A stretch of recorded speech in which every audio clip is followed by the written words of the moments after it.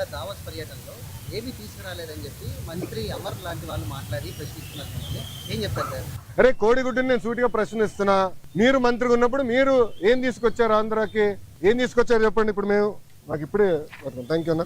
7 నెలల్లో 6,33,568 కోట్ల రూపాయలు పెట్టుబడులు తీసుకొచ్చాము.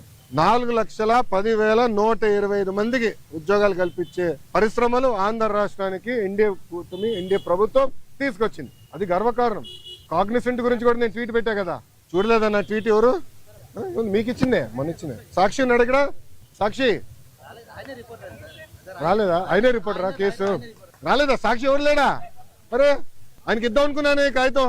ఇదన్నా చూడరా భయ్, కళ్ళు తెరువు అని అర్థం అనుకున్నా. ఇప్పుడు మీరు చూడండి, బాబు గారు దావోస్ కి దాదాపు 1997 నుంచి వెళ్తున్నారమ్మా. దావోస్కి వెళ్ళినప్పుడు ఎప్పుడు ఒప్పందాలు చేసుకోం. దావోస్ సెర్చ్ ఇస్తాం, ఇంట్రెస్ట్ ఎవరికి ఎలా ఉందో డిస్కస్ చేసి మళ్ళీ తిరిగి వచ్చిన తర్వాత ఒప్పందాలు చేసుకుంటాం. ఇప్పుడు దీంట్లో మీరు చూస్తే విచిత్రం, ఆసిల్లర్ మిత్తల్ది దీంట్లో ఒప్పందం లేదు పైన. అసలు ఆసిల్లర్ మిత్తల్ది 1,35,000 కోట్ల రూపాయలు పెట్టుబడి అనేది ఉంది, కానీ ఆసిల్లర్ మిత్తల్ది ఒప్పందం లేదు. ఎంఓయూ లేదు, మాకు ఎంఓయూ లేదు. ఆసిల్లర్ మిత్తల్తో మాకు ఎలాంటి ఎంఓయూ లేదు. ఎందుకంటే వాళ్ళు అన్నారు ఎంఓయూ ఎందుకు సార్, డైరెక్ట్ వర్క్కి వెళ్దాం అన్నారు. వాడు మమ్మల్ని తప్పడతారా? ఇప్పుడు వాళ్ళకి మన మెటీరియల్ టైప్ చేసాం NMDC నుంచి, ఎన్వైరన్మెంటల్ క్లియరెన్సెస్ మేము కోఆర్డినేట్ చేస్తాం. వాళ్ళు భూమి ఎత్తికి కూడా భూమి కేటాయింపులు కూడా పూర్తి చేస్తాం.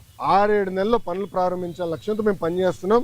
ఎన్నికలకు వెళ్లే లోపల ఫస్ట్ ప్రొడక్షన్ అవ్వాలనేది మేము చేస్తున్నాం. అది కూడా మమ్మల్ని తప్పడతారా?